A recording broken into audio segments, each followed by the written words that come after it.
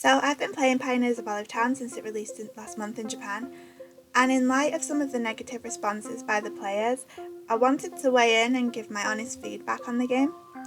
I'm not so much trying to dissuade anyone from buying it, but I feel like you should know what you're getting. Some of the things are my own preferences as a player, but you will see that there are quite a few staples that we've come to expect from these games that either just aren't there or weren't up to the same standard as the older games. I'm going to try and leave things as vague as possible where story or heart events might be involved, but there are a couple of things that I want to mention just because I wasn't very fond of them. If you've been keeping up on the news, you've probably heard about the makers, the lag and the debris on your farm. There's no way to sugarcoat this, each of these negatively affected my playthrough. There are a whole bunch of makers: honey, cloth, wool, seed makers, another seed maker for trees, ingot, wood and so on. And you can have 20 of each of these, and for the most part you need them. Each maker will only make one thing. You can't have one maker make multiple things and ignore them until complete. You have to manually run to your farm every few hours and replace them. The time passes pretty quickly, so you could easily waste days at a time just taking things out and putting them into the makers. They're really oddly specific too. Like I said, there's a seed maker for normal crops and flowers, and then another one for tree crops. I just don't understand the reason for this. It just takes up so much room on your farm for no reason. As I was playing though, I tried to leave my farm as little as possible, so this didn't really bother me so much at the start.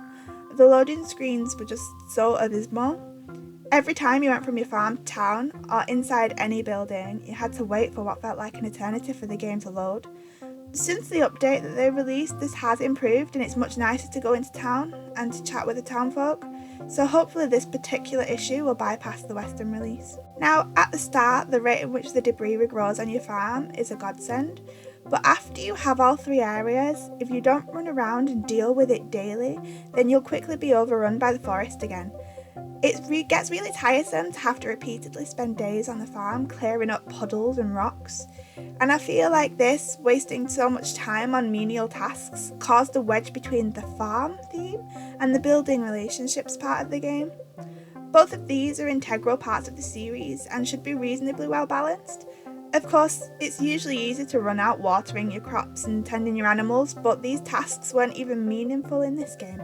Adding into this, the frame rate really drops when there's too much going on, but given that you need your crops, your animals, your 10,000 makers and so on, this happens too often and has actually caused my game to crash a time or two. The animals are super cute, so I did enjoy looking after them at the start, but eventually I really stopped caring and only did the minimum. One good thing is that they don't get sick, they just get mad at you and stop giving you produce if you don't care for them very well. Daily town life is just as important as the farm aspect in these games, so I wanted to talk a little bit about where this fell down for me too. In Pioneers of Olive Town there are only 8 festivals. 4 of these are date cutscenes and 4 of them are minigames. None of them are the quintessential animal, crop or cooking festival, which kind of made raising the quality of these a pointless effort. On the plus side, raising the level of each of them is super easy, but then again, the challenge is usually part of the fun. Equal to the farming in these games for me is the relationship aspect. This is where another big issue lies in this game. To be fair, the shortening of the loading times has made this a bit easier since I don't need to wait forever to get anything done, but the characters in the game were really flat and just boring. They more or less say the same thing, and there weren't any heart lines, which to me is something of a reward for raising the friendship levels. If they weren't talking to me about a festival, they were only saying hello. Nothing changes between the friendship and the romance dialogue. I know that dialogue isn't exactly amazing in Story of Seasons as a whole, but it was still more varied than what we get in Pioneers. And the heart events that I have done, which is pretty much limited to Damon and Iori for getting all 10 hearts, are really choppy and samey.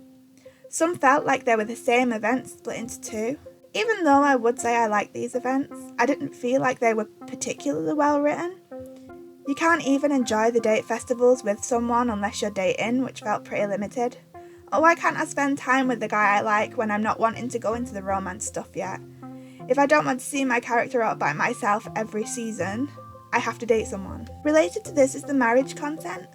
First of all, there are collectibles you can only get if you utilise the divorce feature in the game, which to me doesn't really have any place in Story of Seasons. It just feels really odd thematically. and then you have to marry everyone. The after marriage events are super bland, and actually they're exactly the same for everyone. And they also took out something that I've really enjoyed since Harvest Moon: A New Beginning, where you could cook for your family and now you can't cook for your family. So again, what's the point in improving your cooking skills if there's no fun thing to do with it? I also felt like they removed some of the fun from the child content. So basically, after mentioning a child a couple of times, you get one, and then there's only a couple of events with the child before they're a fully grown child. And then the child themselves is not even a full character in their own right, they just exist. You can't give them gifts. If there's a child event with them after they fully grew up, then I haven't found them other than the birthday event. You can't even choose not to have them. The good thing about the kid that I did really like, and I hope that they keep in the future games, is that they take a random mixture of features between you and your spouse. So they might have your eyes and your wife's hair. I just thought that was really nice.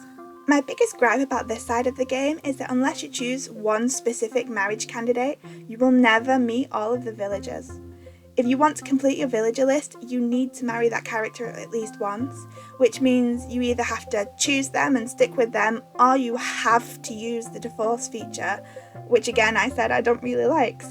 And then to befriend this hidden character, you need to get their hearts to 10 before you have a kid or they leave for good.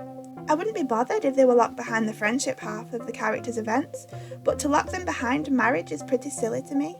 You should never feel pigeonholed into marrying any of the characters, nor should you have to use the divorce feature if, like me, you don't like it. There is a main story to this game, and it's pretty standard for Story of Seasons games. The main story is just help me revitalise the town. But the funny thing about this was that even though everyone talks about the differences that you make, there aren't any cosmetic differences. And there's just nothing changes in the streets. It didn't have to be anything big, just little, slightly noticeable changes.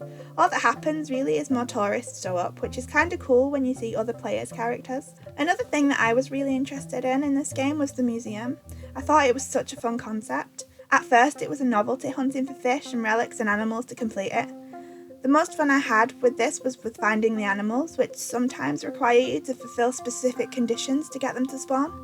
The relics were also fun, but to get one of them you need to keep dealing with the loading screen and go to the land of the creepy egg people. And this got so irritating that I just couldn't deal with it anymore, and I've kind of given up on the relic side of my museum. And the fish just take a generic shape as well, which kind of took the wind out of my sails. So to sum up my thoughts, there's a lot more I could say about this game, and I'm sad to admit that most of those would be on the negative side of things.